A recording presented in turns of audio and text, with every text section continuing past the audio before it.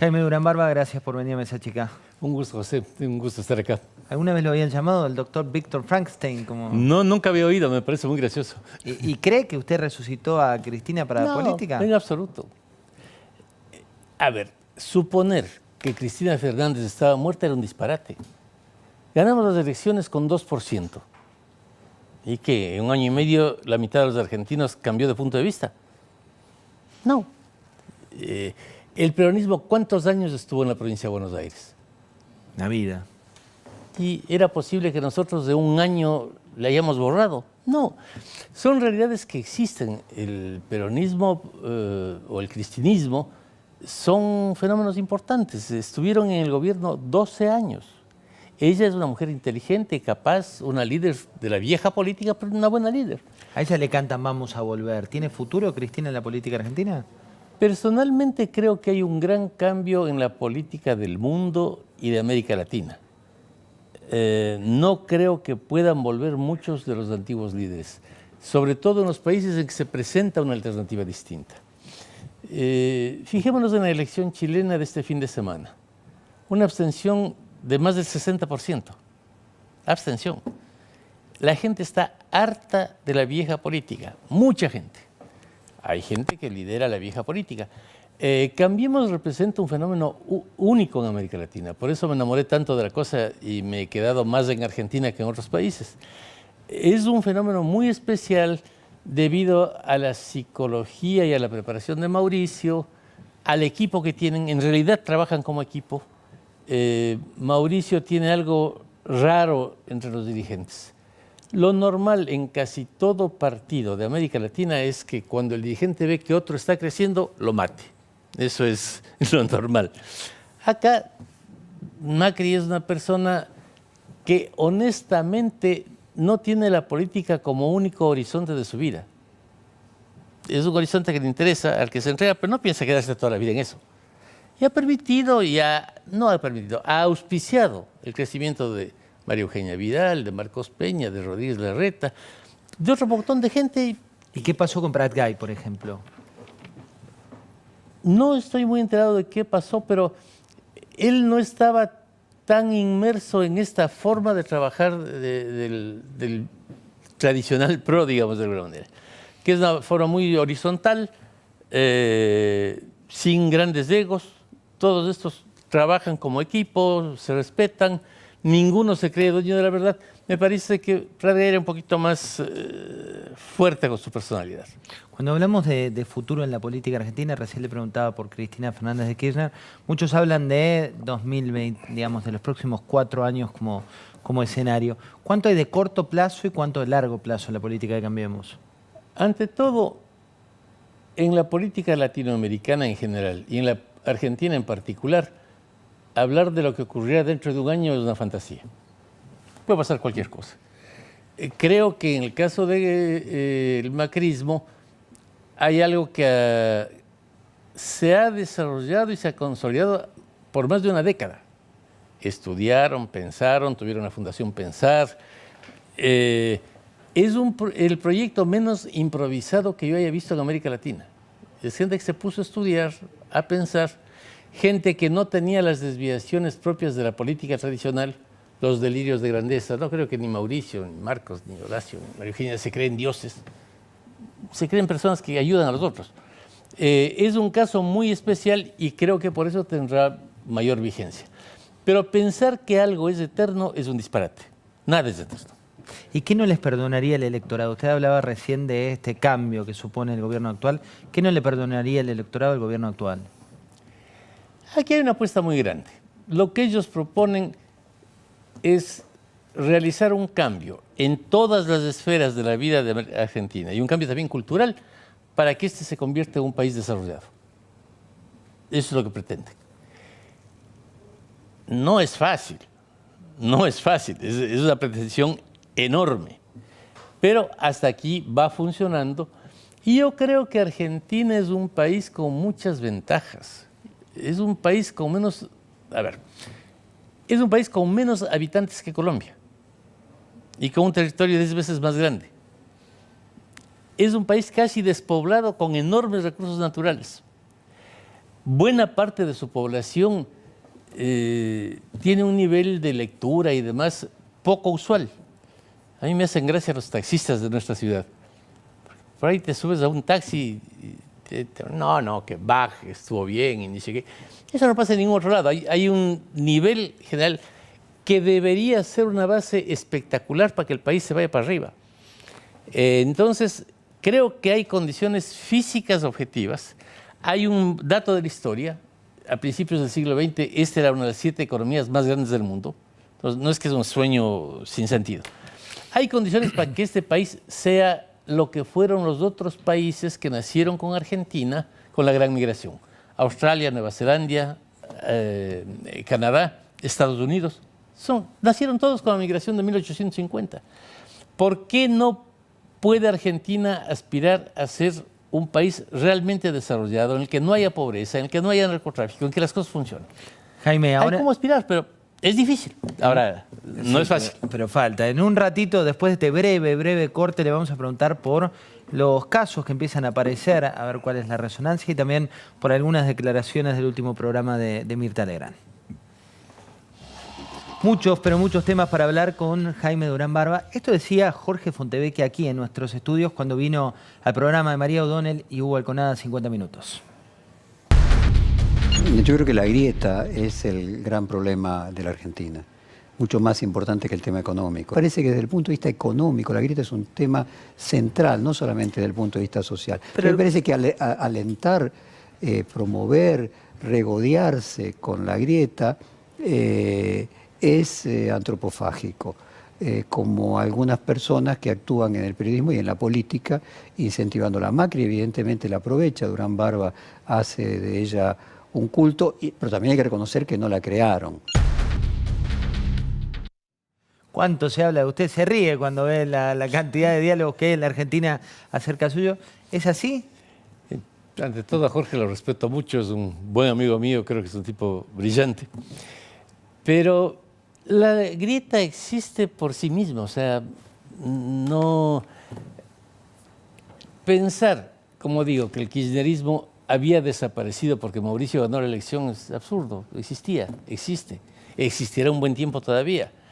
Está asociado a una serie de prácticas anómicas. Hay mucha gente que está al borde de la ley, poquito más que al borde, fuera de la ley.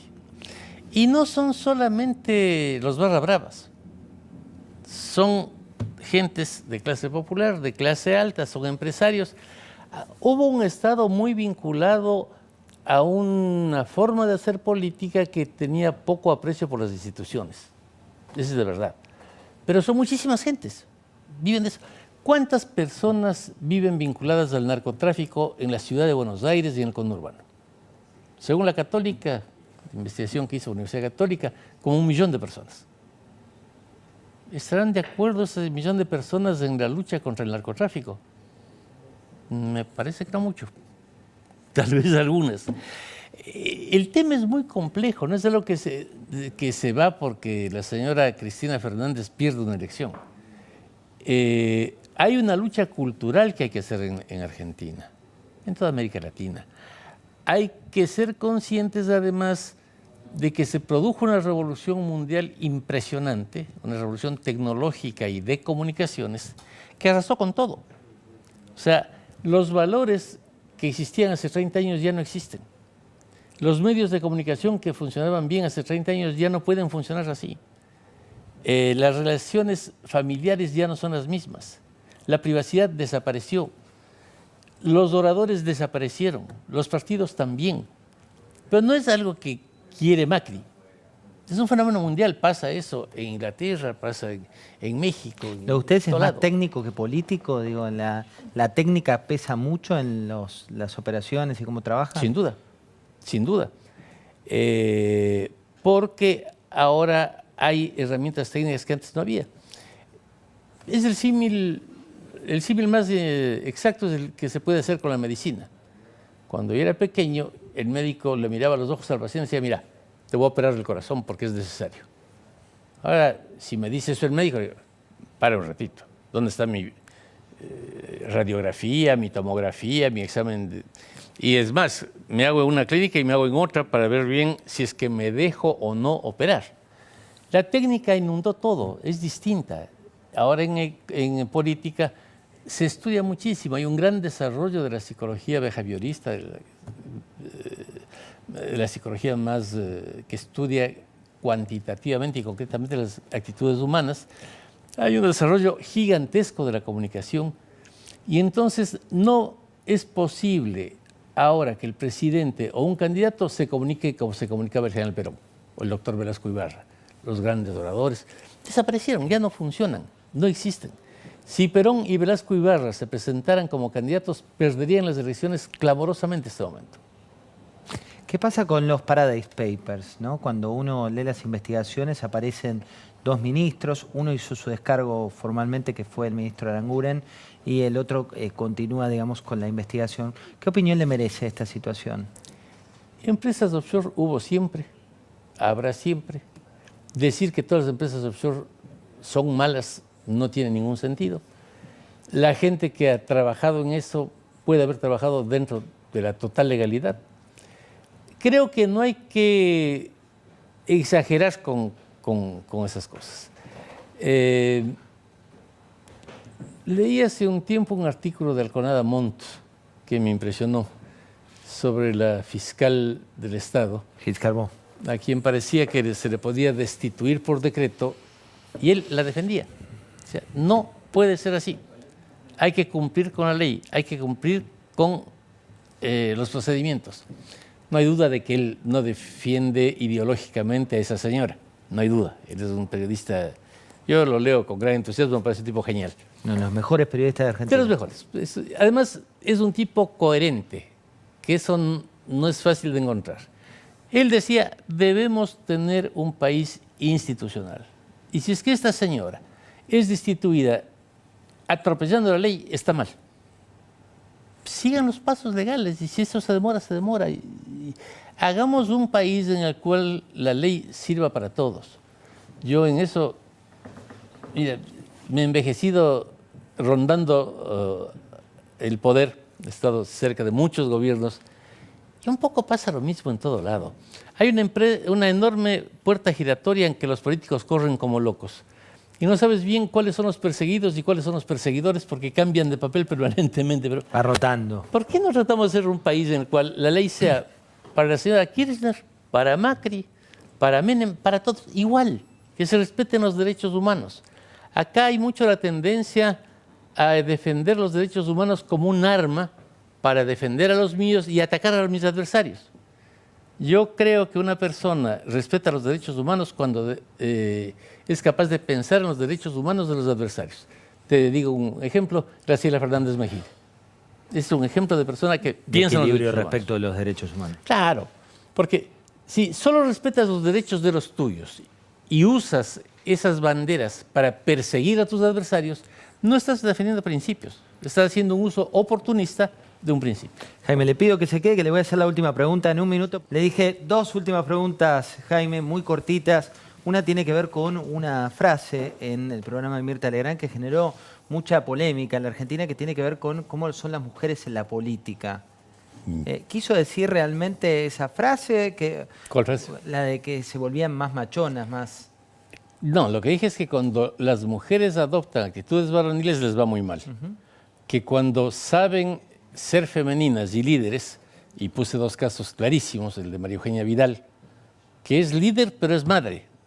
Nunca se le ve a ella convertida en O sea, que no hace diosa. falta cambiar. No, al contrario, porque lo que quiere el elector es autenticidad.